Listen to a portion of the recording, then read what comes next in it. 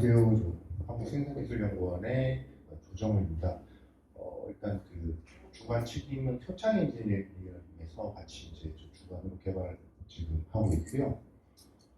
터널을 이제 그 굴진하는 방법에 관한 그런 기술입니다. 시간이 좀 지체된 관계로 빨리빨리 진행하겠습니다. 네, 다음과 같은 순서로 말씀드리고 주로 이제 그 현재 기술의 성능 검증까지 현재 그 작년 2000년도에 검증을 했기 때문에 이 부분을 기존 공법하고 비교해가지고 주로 설명을 드리겠습니다. 조금 잘리는데 원래는 그 안반을 부착하는 공법은 주로 기존의 재래식 공법으로는 천공 알파 공법이 대표적인 공법인데요.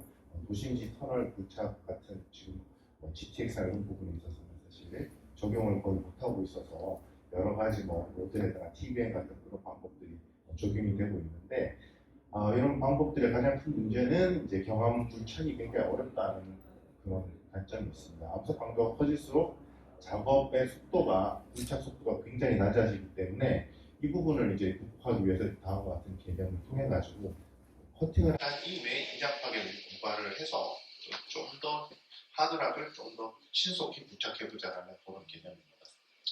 기존 공법은 주로 이제 그 말파 깊이 현상으로 인해 가지고 이런 천공 스플리팅 공법 혹은 로드헤더를 이용한 기계식 부착 공법 혹은 터널 보링 머신을 이용해서 터널을 불칠하는 방법이 있는데 터널 보링 머신은 사실은 그 전적으로 수입에 의존하고 또 지하철 공사에는 사실 좀 연장이 짧아서 잘 적용을 못하는 한계가 있어가지고 주로 이제 그 도심지 복잡에는 이런 두 가지 공법들이 대항 공법으로 알파에 대항으로 주로 적용이 되고 있는데요. 문제는 둘 다 이제 경함으로 갈수록 너무 급격하게 불진율이 떨어진다는 게 그 문제입니다. 그래서 1일 불진장이 1m, 0.5에서 1.5m 정도에 불과한 이런 부분들이 있어서 그런데 또 픽의 마모나 이런 것들은 굉장히 과대해서 경제성이 없다라고 지금 이제 DL이나 GS나 이런 데서 다 얘기하고 있습니다. 그래서 그 국토부 사업화 과제에서는 요거를 좀 로드에다가 천공 스플리팅을 좀 더 단점을 보완할 수 있는 방법으로 커팅 스플리팅 공법을 제안을 해봤습니다. 그 개념은 주로 이제 그 락소를 이용해가지고 미리 이제 인장 파괴면을 먼저 절단을 한 이후에 그 다음에 그 유압 치질의 타격을 이용해가지고 인장 파괴를 이용해서 좀 크게 이제 떼어내는 그런 방식이 됩니다. 그래서 일단 축소 모형 시험도 일단 진행을 해서 최적으로 어떤 간격으로 커팅을 해서 떼어내는 것이 가장 효율적인지를 검증을 한 상태이고요. 그래서 1대1 혹은 1대2 정도로 깊이 대 너비를 1대1 혹은 1대2 정도로 커팅을 해서 치즈를 타격을 해서 커팅을 해내면 이제 그 암석 재료도 이제 그 시선 파괴 특성을 가지기 때문에 직접 타격을 해서 때리는 것보다는 인장면을 활용해서 옆으로 때리는 게 훨씬 더 이득이 크다는 것을 발견한 바가 있습니다. 그래서 기본적으로 그 도면상으로 이제 그 공정 속도를 비교해 본 결과야 기존 슈퍼웨지 공법이라고 하는 천공 스플리팅 공법에 비해서 커팅 스플리팅 공법이 약 한 150%에서 200% 정도, 한 2배 가까이는 더 신장을 시킬 수가 있겠다라는 그런 약간 약식의 계산 결과를 얻어가지고요. 일단은 지금 현재 3년 중에 지금 2년이 진행됐고 마지막 년도 현장 시험을 앞두고 있습니다. 요거는 이제 기존에 했던 건 넘어가고 시험 결과를 먼저 알려드리겠습니다.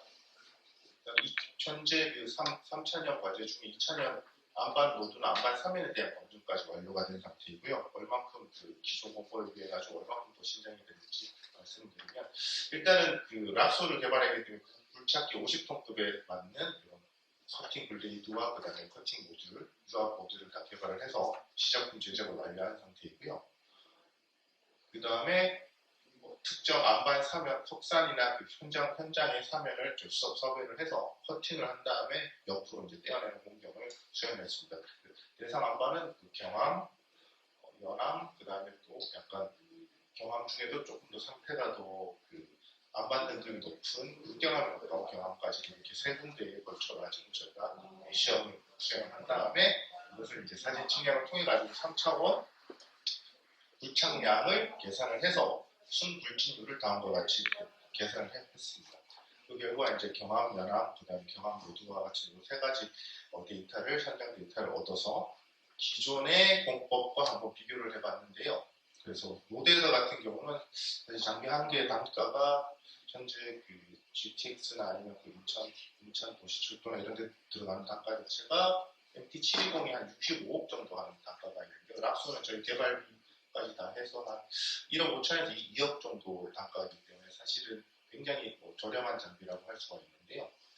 소프트락에서는 크게 이게 이제 수직축이 불진율이 되고 수평축이 암석의 강도가 됩니다. 암석의 강도가 증가함에 따라 당연히 이제 불진율이 떨어지는 그래프가 나오는데 로데더 같은 경우에는 파란색 그래프처럼 급격하게 연암에서는 불진율이 굉장히 좋다고 급격하게 떨어지고 저희 공법 같은 경우는 여기서는 낮지만 경항 불진에서는 로데더보다 훨씬 더 높은 그런 불진율을 보여서 상대적으로 굉장히 좀 경제성이 있는 그런 공법이다라는 게 일단은 현장 시험 작년까지의 결과로는 약간 증명이 된 바가 있습니다.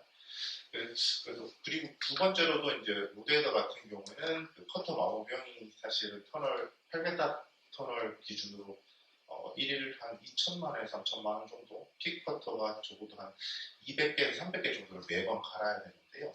우리 블레이드는 다이아몬드 소 방식으로 돼서 한 개당 이제 200에서 300만 원 정도 나서 또 단가 절감을 훨씬 더 많이 시킬 수 있어서 이게 만약 기술 사업화가 된다면 그래도 충분히 경제성을 인정받을 수 있지 않을까 기대는 하고 있습니다. 네, 그래서 이것도 뭐 소음 부분은 어차피 저희가 뭐 여고 과제 성격상 친환경성도 입증을 해야 되기 때문에 평가를 했고 이것도 90dB에서 80 정도로 어느 정도 양호하게 차폐 모듈 설치하면 잘 나오는 것으로 이렇게 됐습니다. 올해는 마지막 3차년도라 가지고요. 유사 터널 환경을 선정을 해서 그 부분에 대해서 암박카팅 스플리팅을 이번 10월, 11일까지 10월이나 11월까지 진행을 한 다음에 과제를 종료한 이후에 효창과 함께 그 사업화를 좀 이렇게 진행을 하거나 아니면 다른 기술 좀 더 스케일업을 할 수 있는 다른 어떤 회사를 찾거나 그런 두 가지 방법을 다 고민을 하고 있습니다. 네, 뭐 이렇게 이거는 과제의 전체적인 그냥 로드맵이고요. 그래서 최종적으로는 저희가 그 안반 터널 사면으로 지금 일단은 적용을 했는데 안반 터널에 대한 무진동 굴착 기술을 기존 대비해서 불진율도 2배 향상시키고 경제성은 적어도 5배 이상 더 향상시킬 수 있는 그런 방법을 개발을 좀 완료하고자 노력하고 있습니다. 네, 감사합니다.